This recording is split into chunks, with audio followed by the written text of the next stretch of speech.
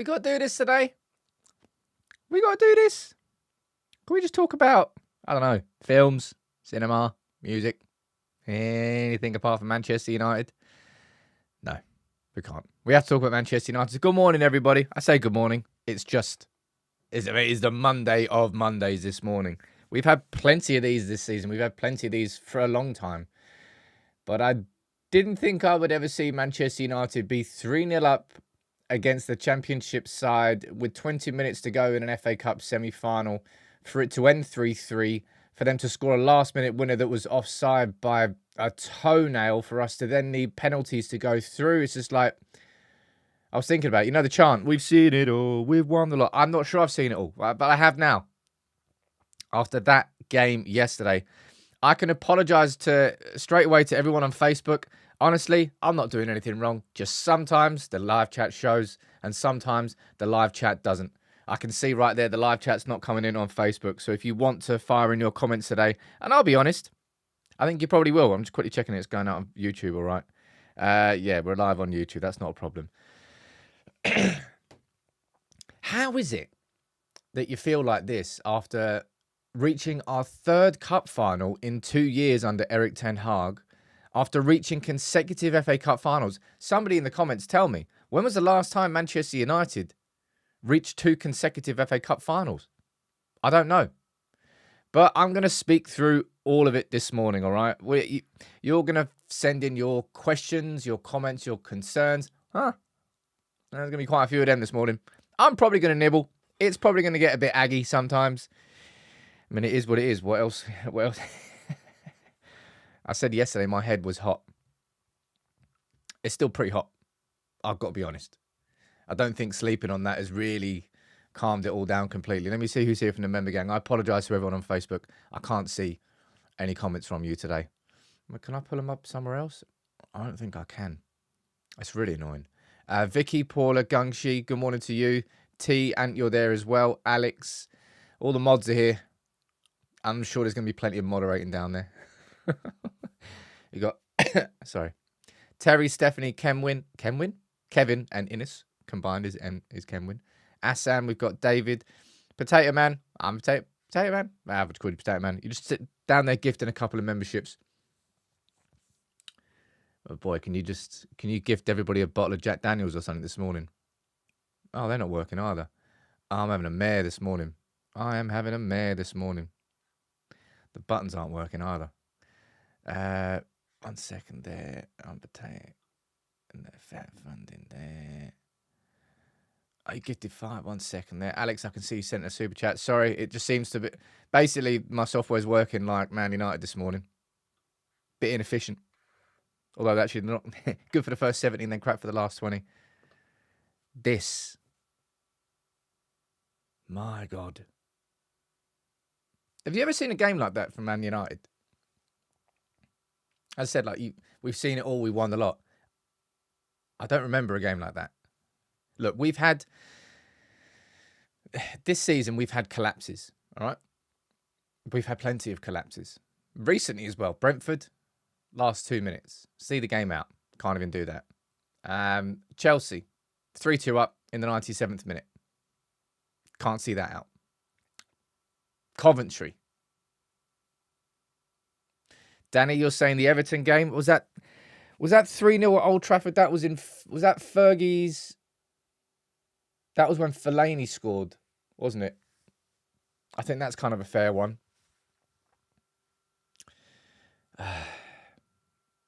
Man United are drama. I'll give them that. We're box office for a lot of the wrong reasons this morning. And there's 2 parts to this conversation that need to be had today, all right? One part of it is, of course, around Erik Ten Hag and his future. Because it will be foolish of me, and I would actually say delusional, to think that game there wouldn't have had an impression on INEOS.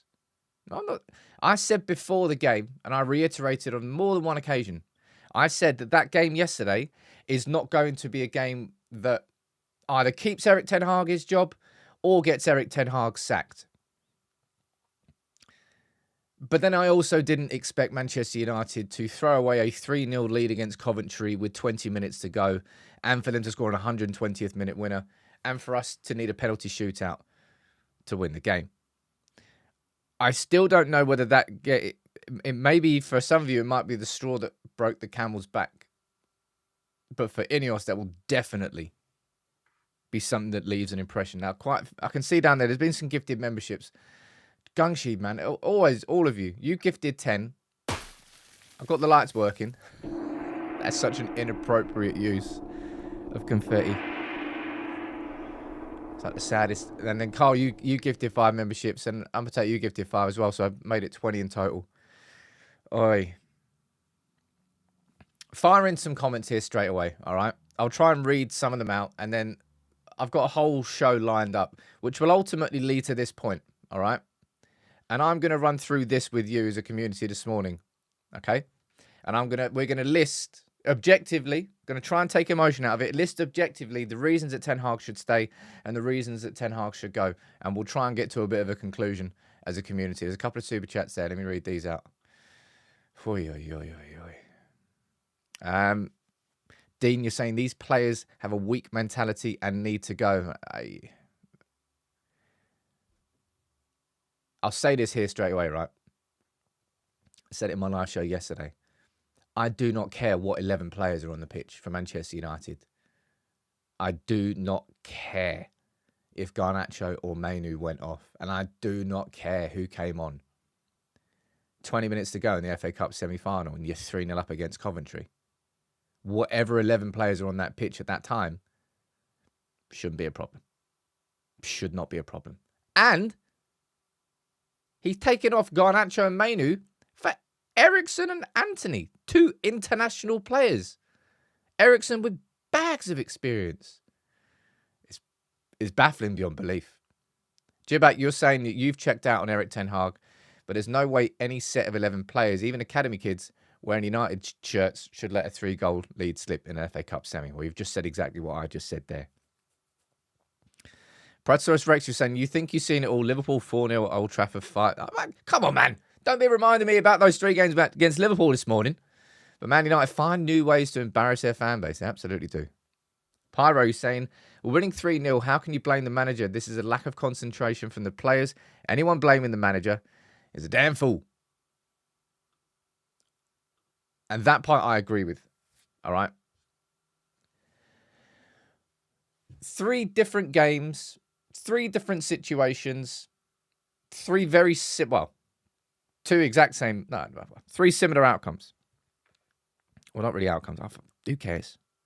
1-0 up against Brentford with 2 minutes to go. Mason Mount's just scored his first goal for Manchester United. You literally have 120 seconds of football to see a game out. Like 120 seconds. You haven't got to do anything fancy, tricky, high quality.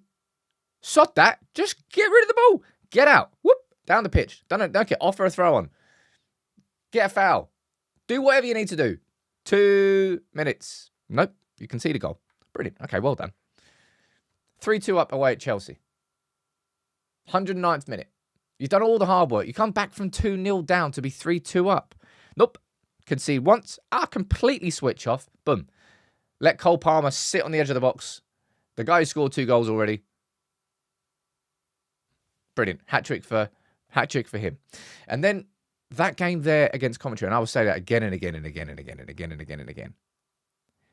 It wouldn't have mattered whether it was whatever 11 players need to be on that. Whatever, it doesn't matter what 11 players were on the pitch for the last 20 minutes of that game. It should not matter. If you're a Manchester United player, then you are already at a level that's good enough to see out a 3... Mate, Luton could see out a 3-0 win. Probably not. People, honestly, anybody, and I've seen it, people are trying to go, oh, he's taken Garnacho off. Oh, it's like, piss off. Just get in the bin. Right? It's such an outrageous thing to focus on. And that right there, ladies and gentlemen, is an agenda. That is an agenda. If you from everything that happened yesterday, if you want to come to the point, oh yeah, it's because he took Garnacho off. That give your head a wobble. seriously give it a wobble. Sean, you're saying, I honestly think that Ten Hag has given up with the team, and I think INEOS know the team needs a lot of work. Well, we all know the team needs a lot of work. And I wouldn't say Erik Ten Hag has given up on the team. Now,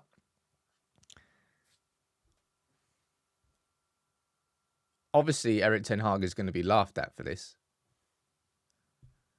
But it legitimately is an achievement.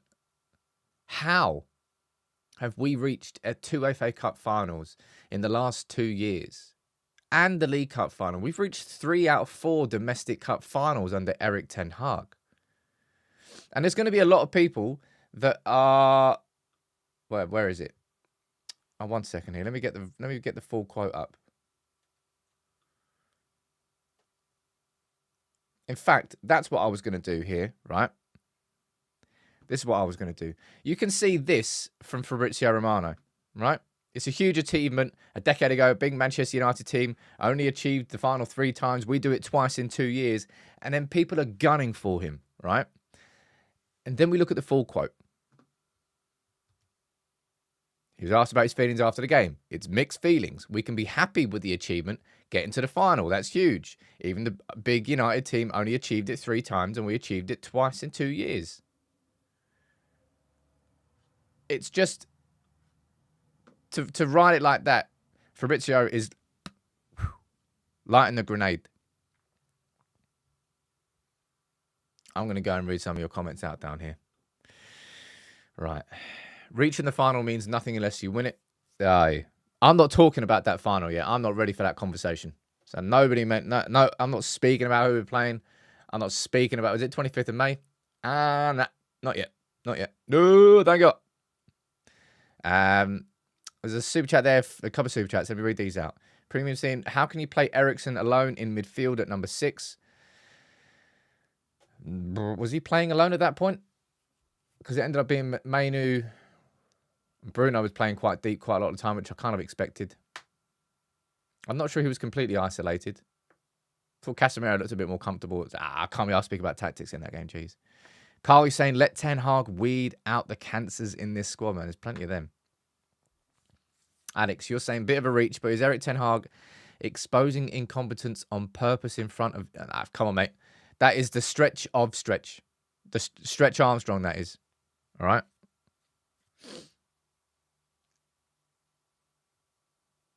I just can't... I was prepping all my match reaction and everything, right? And I've said so often, right, that third goal is the goal that makes the difference. That third goal is the goal that ultimately will sort of sap the energy out of the other team. Oh, they're 3 goals away from it. That's the one where you can... I was talking about bringing Harry and Masson, bringing on Ethan Wheatley, getting some academy players, their debuts at Wembley. Boo, lovely. But not even 3 goals with 20 minutes to go is enough for this Manchester United team against a mid-level championship team. Like, at no point are you allowed to relax as a Manchester United fan. And this is what I mean. I do not care what you think about Erik Ten Hag, right? This is where Roy Keane is spot on about the players, right? Let's take a look at what Roy Keane had to say, because quite damning once again. I don't like what I see from this Manchester United team. They are hard to like. They play in moments. We go on about leadership and character, but I don't see any of this from this Manchester United group. My goodness, they rode their luck at the end. The substitutions, the goal gave Coventry belief, and all of a sudden they look like a Premier League team in extra time, and United look like a Championship team. I remember last year having conversations with everybody. I remember speaking about it as well. Roy Keane there saying that this team is hard to like. And I specifically remember last year going, for the first time in a long time, it feels like I like this Manchester United team. I feel like I like some of these players. I feel like I'm building a bit of a connection back to with this team. I remember having that conversation last year. And then now, just fast forward to where we are, and it's just like,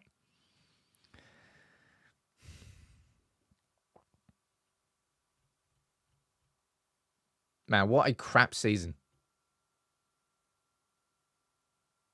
What a seriously crap season.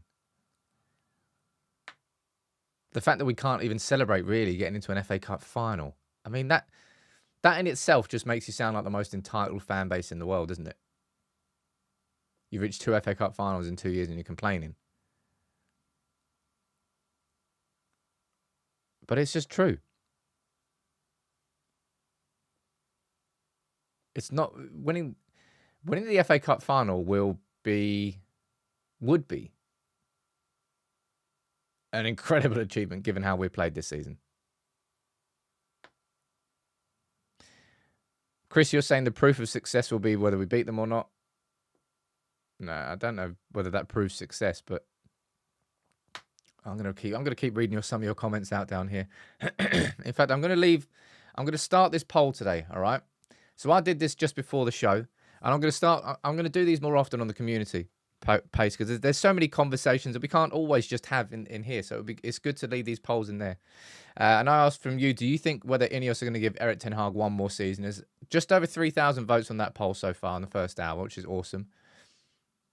And 57% of you think he's going to get one more season. So I'm going to do the same poll on here before we then jump into that thing there. Reasons why he should stay and reasons why he should go. To try and be as objective as possible. If I just like get emotional and shout my opinion, I think that would be fair. Do you think INEOS will give Ten Hag one more season? Because I now think that's the question to ask, right? I personally, previously, if I had asked that question, I think I would probably ask, do you think Erik Ten Hag deserves one more season?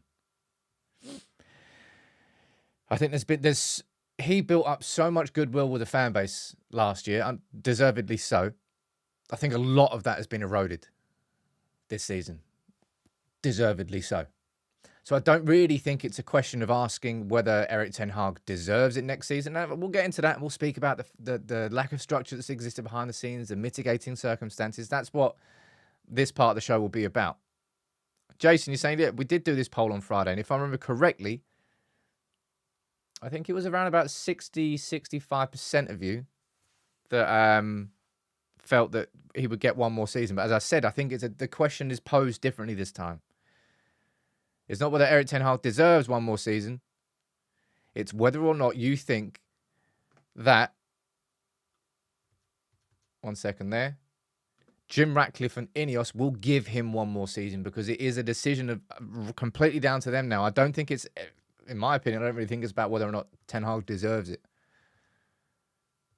It's whether or not they want to keep going with him. But before we go into that conversation, I'll let that poll go for a little bit there. I think a couple of you sent us some super chats in. Let me read these out, and then I want to go and I'll speak about the players. If you think that I'm just going to be focusing on just Erik Ten Hag here and let these players get away with what I saw yesterday, yeah, you're on one. V33 saying, Sam, do you think players are throwing Erik Ten Hag under the bus? No, man. That is something that has been attached to previous United teams and previous United managers, especially at this point when it all seems to be going wrong. It's not something I would it's definitely not something I would say about under Erik Ten Hag. We've come from behind way too many times this season. I don't think that they've downed tools. I just question whether they actually know what Erik Ten Hag wants them to do. And also I think they're physically just not really capable of doing it. Peter, saying Erik Ten Hag has managed to keep everyone on board through what has to be a never before seen injury run and off the field controversies. He has had incompetent support. He needs a chance under INEOS. I'm trying to think of any sort of... Has there been any sort of, or the leaks and bullshit like that? I mean, of course there has been. There always will be. I do hope that INEOS finally getting control of that, but I don't know whether that's actually possible in the modern game. There's no point comparing it back to when Fergie, the league. Yeah, when Fergie was there, players didn't have millions of followers on Instagram and Twitter. Like the accessibility of a leak is so much bigger and better than it was before. So it's harder to sort of batten down the hatches, if you know what I mean. Akash, you saying, I can't defend Erik Ten Hag or the players anymore. Anthony's antics after the game made me cringe so much. I'm scared to watch the final. Well, you're not the only one, mate. I'm going to have to get blind drunk to watch that game. But this is a video that's been going around, of course, and this is a video from after the... this is Højlund's penalty. In fact, I should have rewound that first. So this is Højlund's penalty from Wembley, of course. That's in there. We don't need to hear anything. That's in there. And it's more just look at the reactions here up there. Anthony having a great time. Maguire walking straight over, commiserating Coventry. And I have to say, fair play to Coventry. Man, they would have been gutted. They would have been gutted. Two things here. Firstly,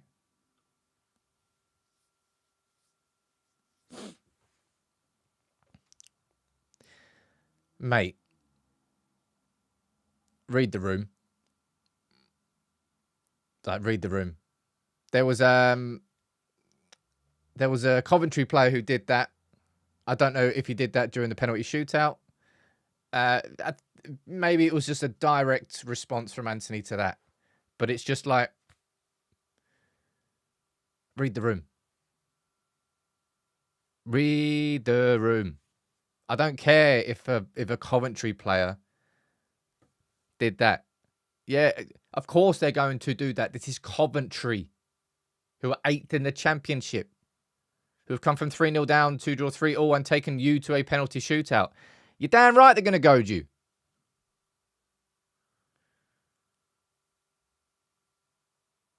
You don't respond to that. Read the room. And there's people that are sort of laughing at this and thinking, oh, mate, read the room, Højlund.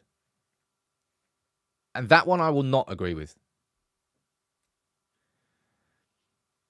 Rasmus Højlund is a Manchester United fan, a 21-year-old lad who has come to the club and endured a very tough first season. He has just scored the 5th penalty to put Manchester United through to his first ever cup final. And he scored the winning penalty. You are off your rocker if you don't think that he should be able to celebrate that. But I did feel kind of bad for him because he turned around and saw that.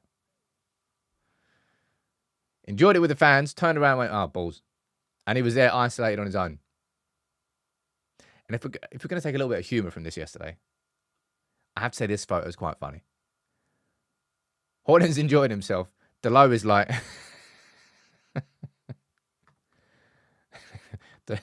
Delo does not want to be there. I just found that photo quite funny. But I did feel sorry for Højlund because that was a moment for him. And then it was a realisation of, there. But back to what I was saying. Oh, yeah, I'll speak about that. Actually, I'll speak about this now. Can I just say this, right? How incredible does it feel to have a goalkeeper who can save a penalty in a penalty shootout?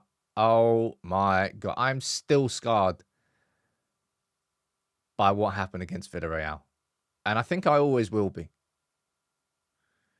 That season, for it to go the whole way through and lose 11-10 on penalties, and for David De Gea to miss that penalty, it's like, ugh.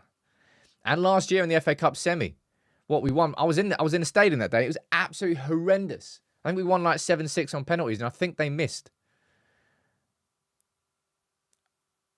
I've really, really, really enjoyed watching Onana post-AFCON in this United team, and I think he's growing in stature. But anyway, back to that. I saw quite a few of you there, and I think that's probably why, that's probably a big part of, not big part of why Roy Keane said that. I think he was more talking, man,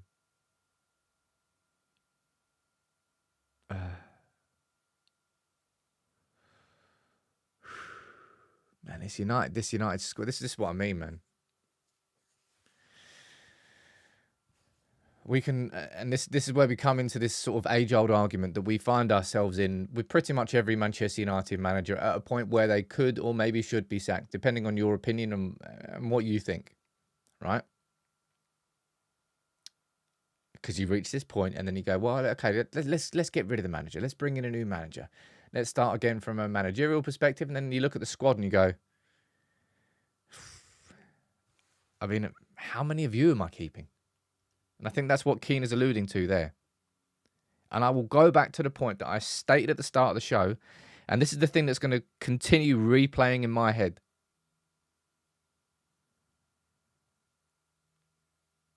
You're 3-0 up as Manchester United in an FA Cup semi-final with 20 minutes to go.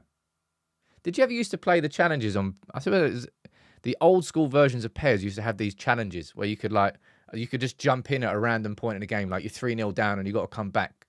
And you just keep going until you complete the challenge. Like, you'd struggle to lose that challenge.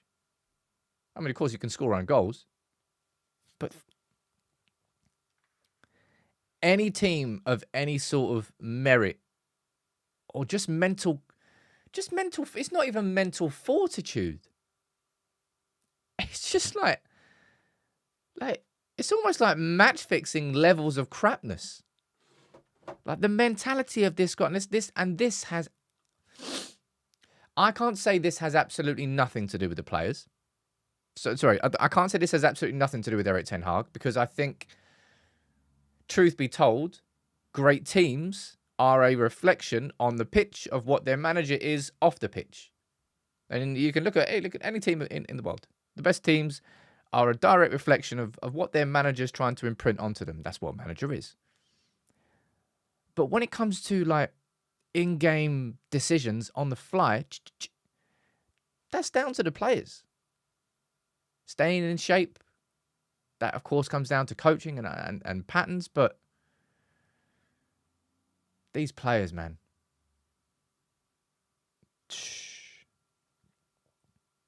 There is a mad witch hunt after Rashford, though, isn't there? I don't know whether that's just exclusively down to Goldbridge and United stand. I think that would be unfair to say that. But they do love a good pile-on. But Rashford yesterday, and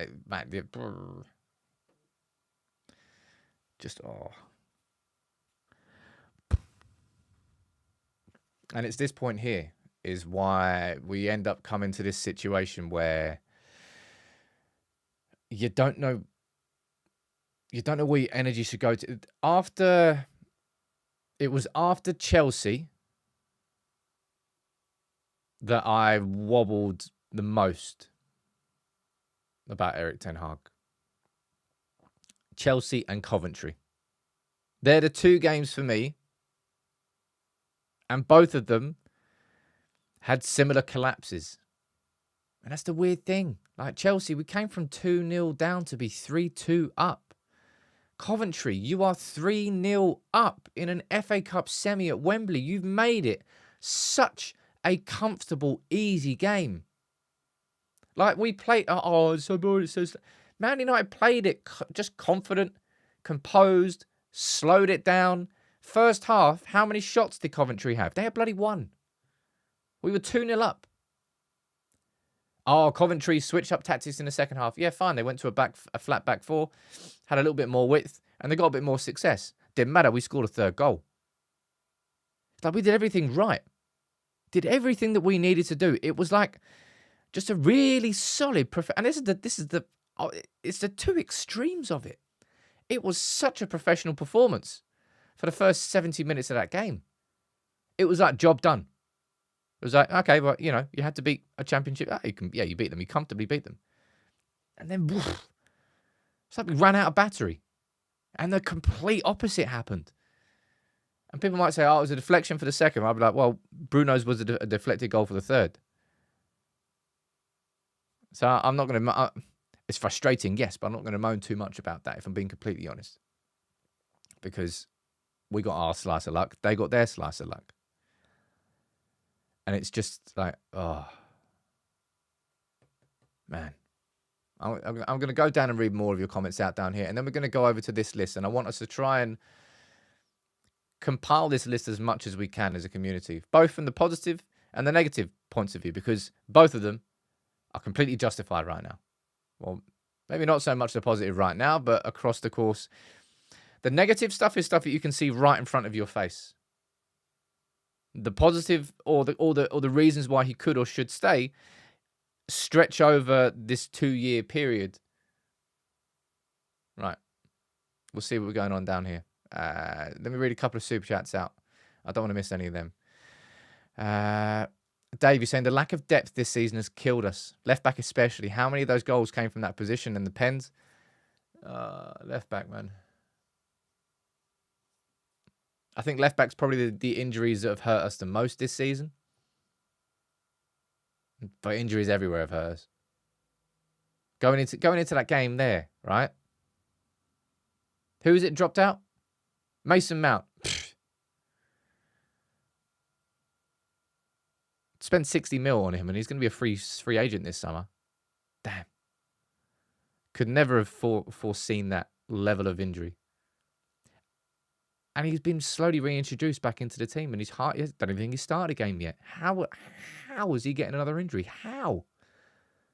What are these players made of? And then Amrabat and Cambuala both dropping out as well. Jack, he's saying it's not an excuse, but is there any answers to why the players can't stay fit? Unfathomable amount of injuries. What I just said there. It's just like, yeah, how? How? I don't know. And of course, there are so many amount of games we've played. I don't really think you can have that too much involved anymore. We've been playing one game a week for what? Month and a half? Thereabouts, although we play Sheffield United on Wednesday. Sheffield United and Burnley in the league. Oh, God, if we don't spank both of them. Oy, oy, oy, oy. Zeem, you're saying the technical ability and football IQ of these players continues to baffle me. Ten Hag's inability or unwillingness to change things really annoys me. In terms of what he could have changed yesterday on the pitch, what could he have changed on the pitch?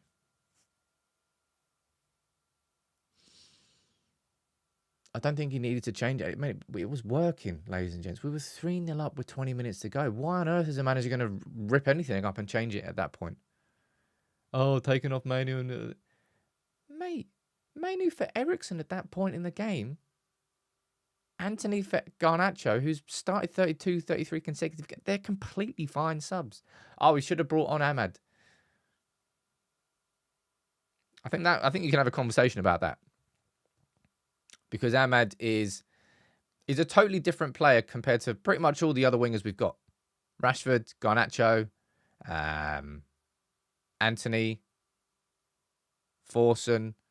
Ahmad is somebody who is more like a technical, creative player. Loves having the ball at his feet. Instead of big overlapping runs, he'd rather just do little quick passing triangles. Oh, there's some gifted memberships down there. You're all legends, all of you. Let's see who's that. Who's that? Is that Shax?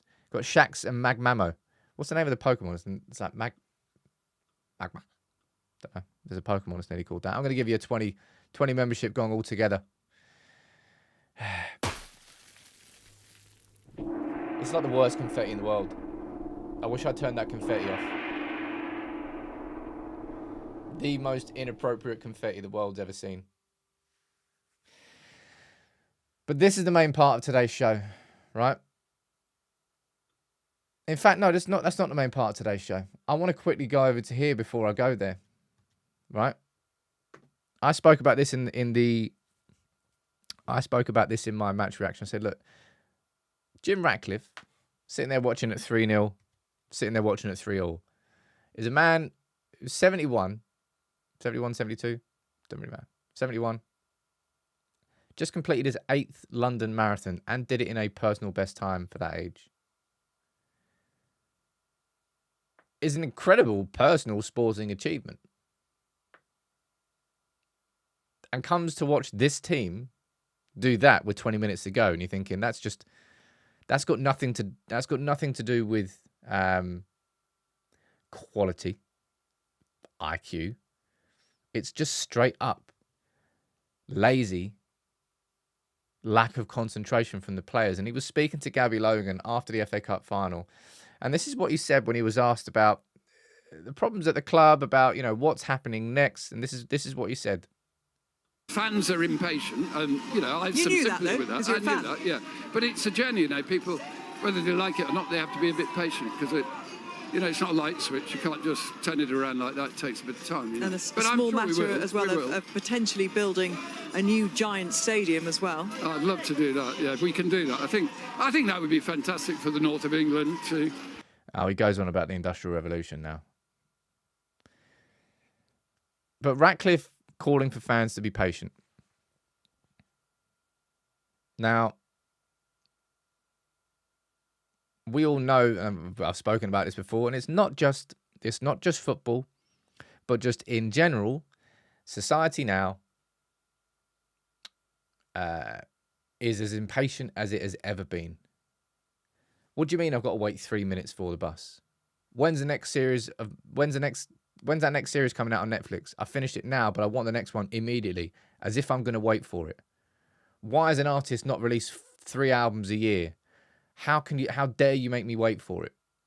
It's part of instant gratification is how society works now, because the turnaround of things is expected to be smaller, quicker, and even better than it was before.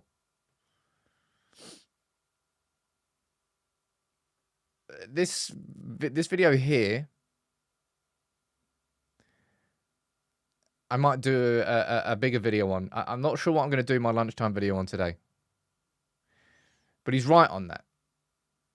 And that ultimately, football fans are impatient. The problem for Manchester United fans is because if you step back and say, well, we've not won the league in 10, 11 years now. I'd say we've been pretty damn patient. But the problem is that every year or two, we've cut the head off. Well, we've not cut the head off because the Glazers are still there. We've cut the manager off. And we've gone again. So we've restarted. So there's no point talking about it being 10, 11 years. We've never gone further down the line. Which manager?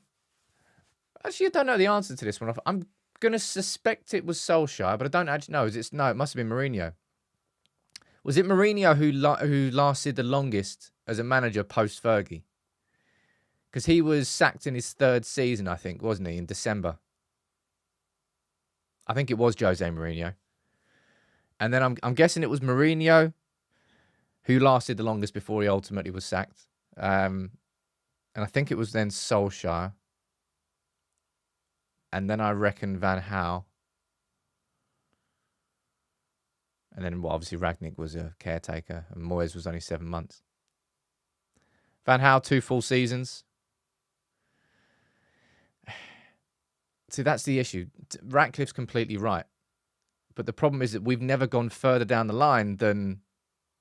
The furthest we've got under a manager post-Fergie was Mourinho. And that was 2, and he was sacked in November, wasn't he? What's that? August, September, October, November. Two seasons and 4 months. 2.5, just under 2.5 years.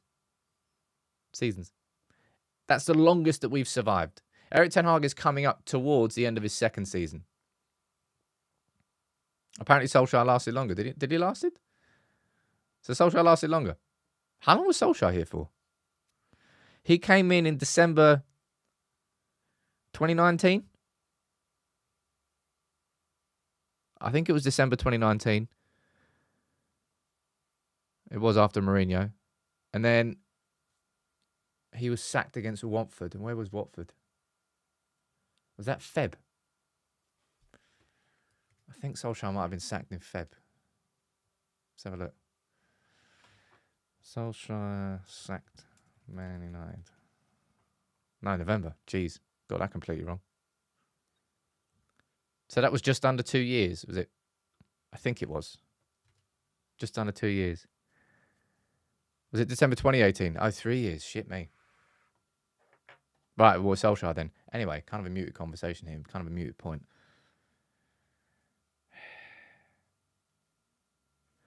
I just want to enjoy football. just want to enjoy. I just want to enjoy watching Man United.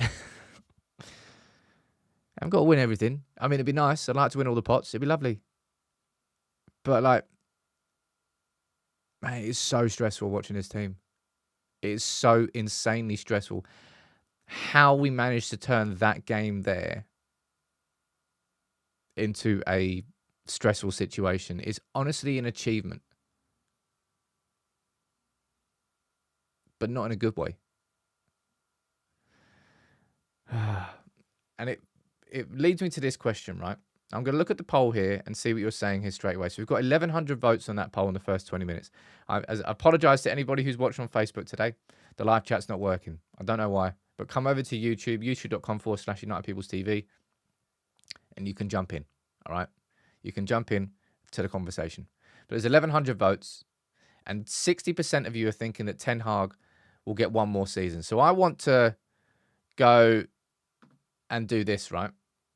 So fire it in the comments, both reasons why you think Erik Ten Hag should stay and reasons why you think he should go.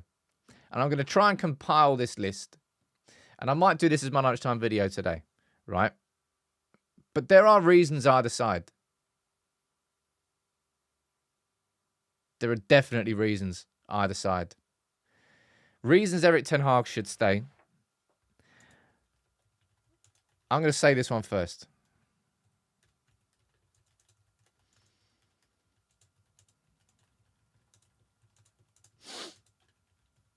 That would be number one. I'm going to go down here and just keep firing in your questions.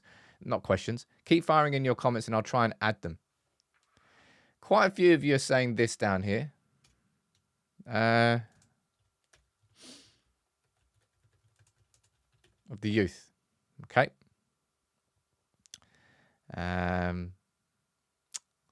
Right. Injuries.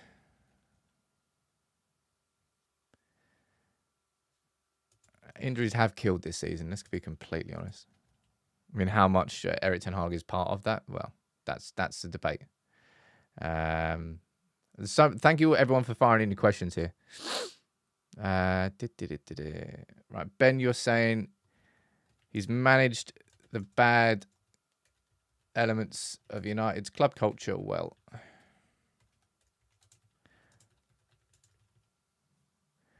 Right. Let's see what. So, Gus, you're saying reasons to go. Right. Okay. No clear playing style. See, I would disagree on that one if I'm being completely honest. I think there is a clear playing style. I just think it's crap. It's chaos. He's happy to give up the space in midfield, and it's the repeated pattern. So I can actually completely disagree with people saying we don't have a playing style. It's just not the playing style you want it to be. And it's not the play style I want it to be. I'm not sure there's any United fan that would ever, when Erik Ten Hag comes in, we're going to be playing like this. I think we do have a style. It's just chaos. Richard, you're saying this down there. 3 cup finals in 2 years. What else are you saying down here? JC, you're saying no right manager. No replacement. No good replacement is available. I mean, there are options. What else are you saying down here? Alex, you're saying reason to go, stubbornness. Well, we knew Erik Ten Hag was stubborn straight away when he came in. It's kind of part of the Dutch mentality, part of the Dutch culture. I think there really are so many. Thank you very much, everyone, for all your comments here. Crap medical department causing problems. What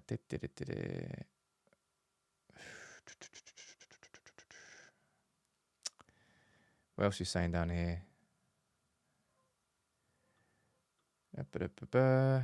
Not flexible in tactics. Well, I've kind of written those 2 things down there. Poor subs and press conferences. I mean, is that a thing? Okay, I'll add it on down there. Not sure that's a reason why any manager should get sacked, whether or not how good he is in press conferences. But all right, okay. Failure to improve mental strength of players. I would definitely say that is a bit of a failure, but is that a failure of Erik Ten Hag specifically, or is that a failure of the environment in which these players work?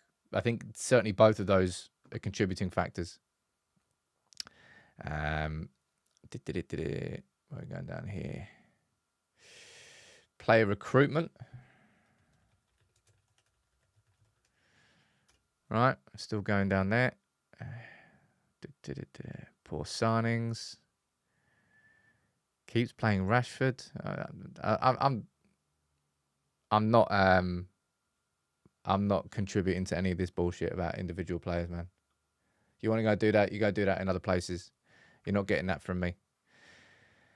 Having favourites is a big negative. Like, Anthony literally got kicked out of the team and didn't play for a while. Rashford got dropped for the team and didn't play for a while. And then players have come in, players have come out. Right.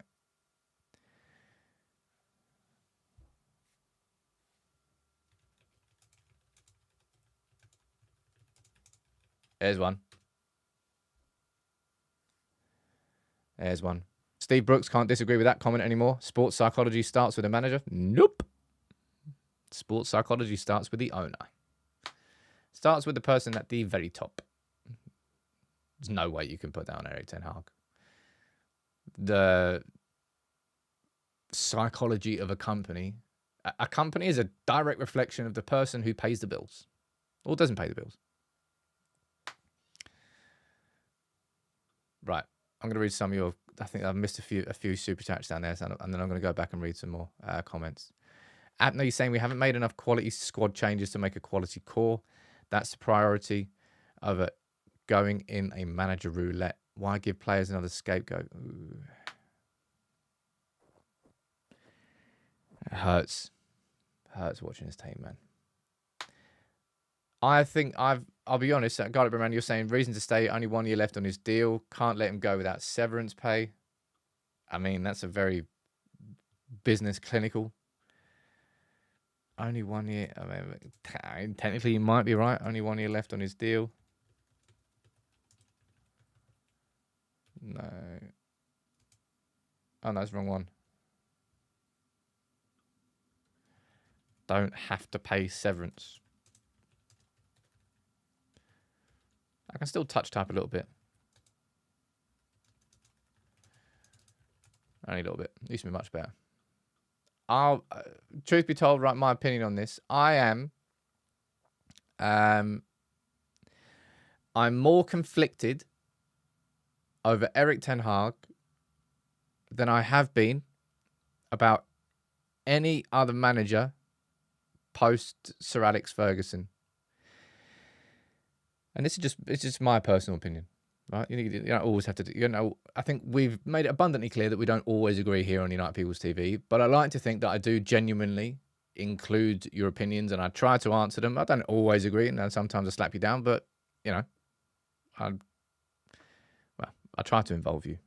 But my opinion on Erik Ten Hag is, as I said, I'm more conflicted with him than any other manager. And the reason I'm saying that is because under every manager previously, whether it was, I think under Mourinho, it's when we lost away at Anfield, and I was like, nah, it's done. He's got to go. And it was just an inevitability at that point. Under Moyes, it was losing away at Everton, and it was at that point I was like, it's done. There's no coming back from this whatsoever. And my mind was made up on both of them. And under Solskjaer, I think it was also when was it Liverpool? Was it City? It might have been City. Obviously, he got sacked after Watford, but my mind was kind of made up before Watford. With Erik Ten Hag, I think what makes it different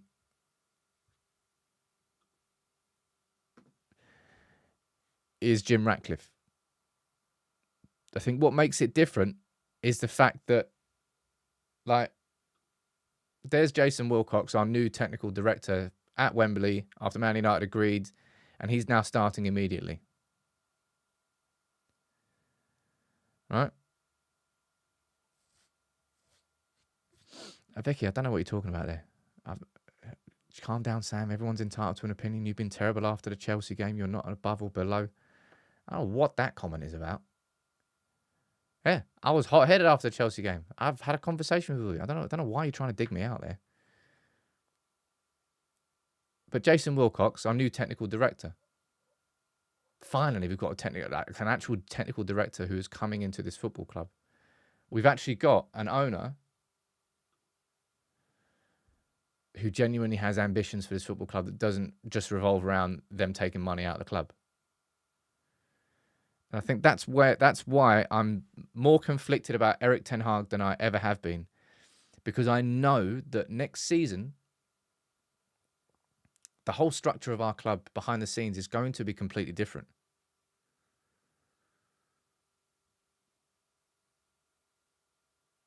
And that's not something that ever existed under Solskjaer, Van Gaal, Mourinho, any of them. And that was why I wasn't really conflicted at the point where I thought that they need to go, because nothing was really going to be changing, because nothing was changing above them. So therefore the managers just went. Whereas right now I look at Erik Ten Hag and I think there's plenty of justification for feeling that Ten Hag could be replaced or should be replaced, if that's your opinion. I think there's a lot of justification for that, and I wouldn't pretend. I wouldn't pretend otherwise. But then I see, like, if you put money down on this, and this was an absolute guarantee yesterday, wasn't it? Absolute guarantee. I didn't know whether it was going to be Thomas Tuchel or not, but you think at some point in the few hours after that game against Coventry, there's going to be some manager linked with us. And then I think it was it Friday night where the Zinedine Zidane stories came back out from the Quip, and I'm like, well,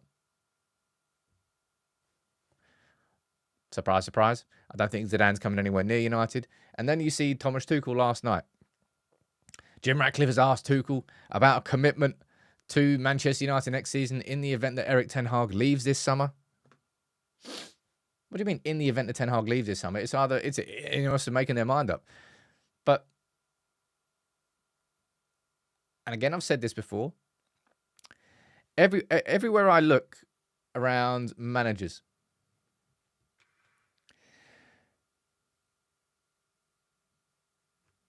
I look at Thomas Tuchel, I look at Zinedine Zidane, I look at Roberto De Zerbi, I look at Graham Potter, and then the one that gets everybody angry, Gareth Southgate. Look at all these managers, and in no way, shape or form do I look at them and go, there you go, problem solved. I wouldn't have anywhere near the same sort of positive energy about any of them that I had with Erik when he came in. I really thought he was the right man. I really thought it was just like a really solid, strong choice for Manchester United to get Erik Ten Hag in. Nagelsmann I don't know why he's still speaking about him. He's committed his future. He's staying with the German national team. Roberto De Zerbi likely is going to Bayern Munich. I think, was it Stuttgart's manager is getting linked with the job as well. There's a couple of other ones. What's the poll saying down here? 1,500 votes. And 61% of you think that Ten Hag gets one more season.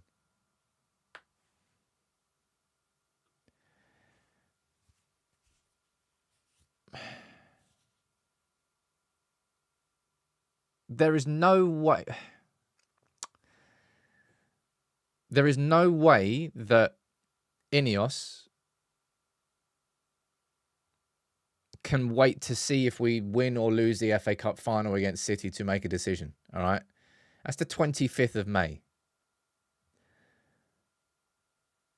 The 12th of June, the Euros starts. 12th of July, the Euros ends. And the Premier League starts less than 4 weeks after that.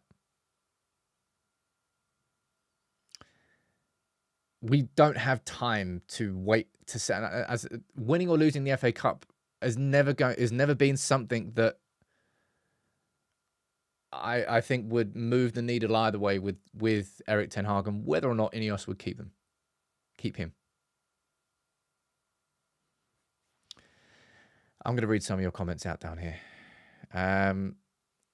Account saying Rangnick still rings true. Well, everything that Rangnick said was true the entire way through. That has to be one of I don't think you'll get a greater example of what's it called? Virtue signaling.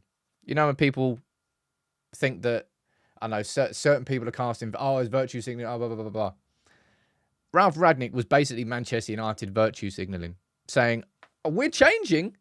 Oh, look at that. And never mind.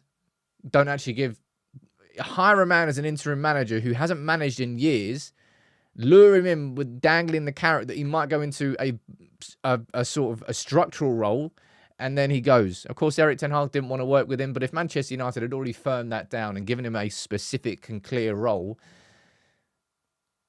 yeah, Erik Ten Hag would have worked with him.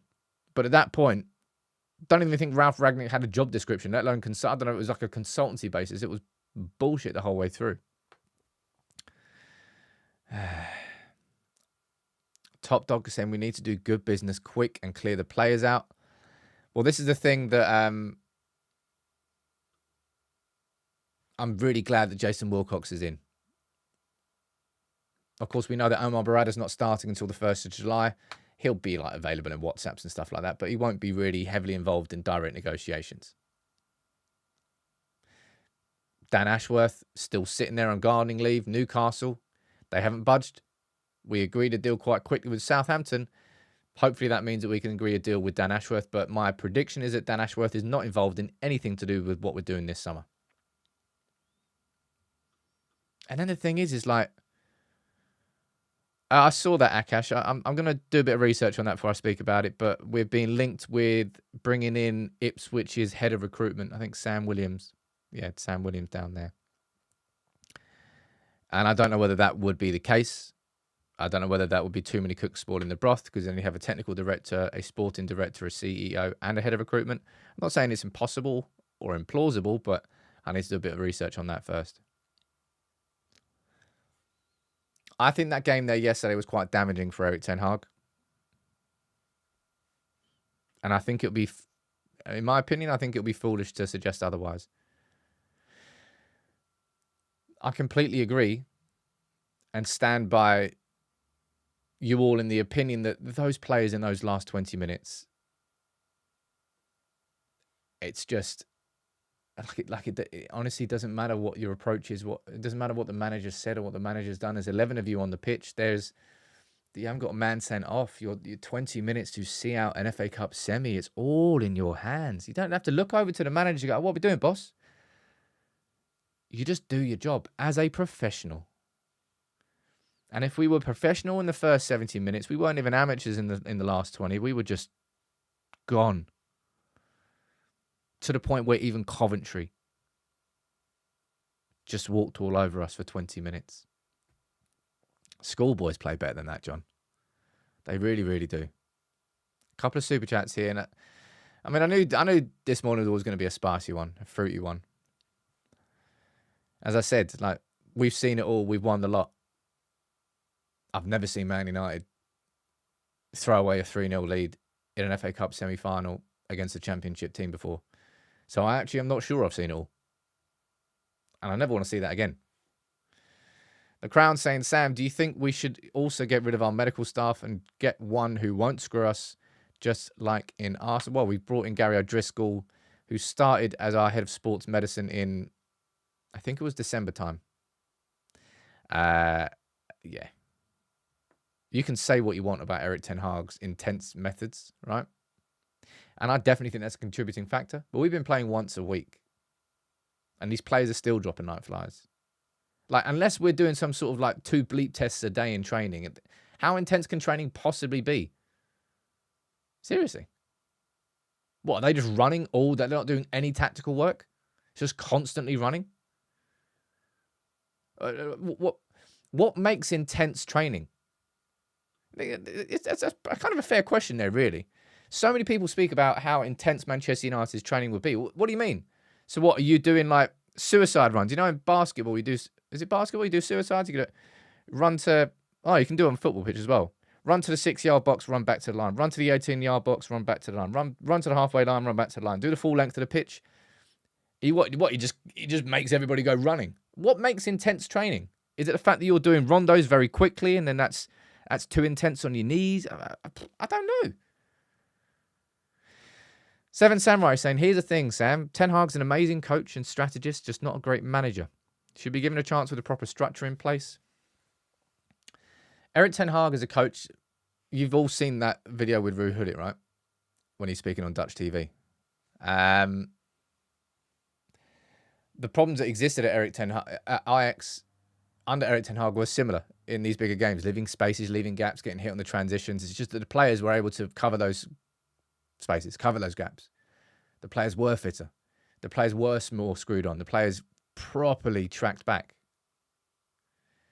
But Man United plays such a ping-pong style of football that it's not the case. I think that a lot of these players don't want to do it. I just think they're physically not actually capable of doing it. Boy. Right. I'm going to write down my list of this, I think. I'm either going to do my lunchtime video on this or my lunchtime video on Jim Ratcliffe and what he said. But I wobbled after Chelsea and I'm wobbling after Coventry. Lucky for United and Ten Hag, we play Sheffield. Maybe not, right? But lucky for United, we play Sheffield United and Burnley, both at home in the space of the next 6 days.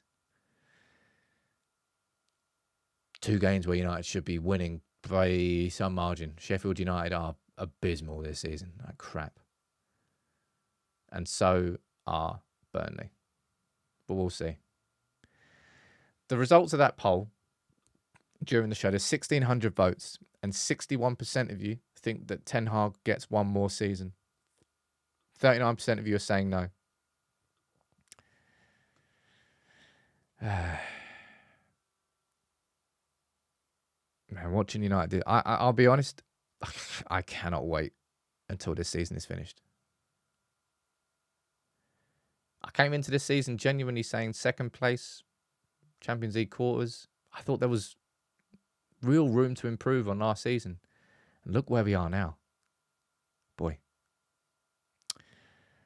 Look, sorry if you thought I nibbled a bit too hard.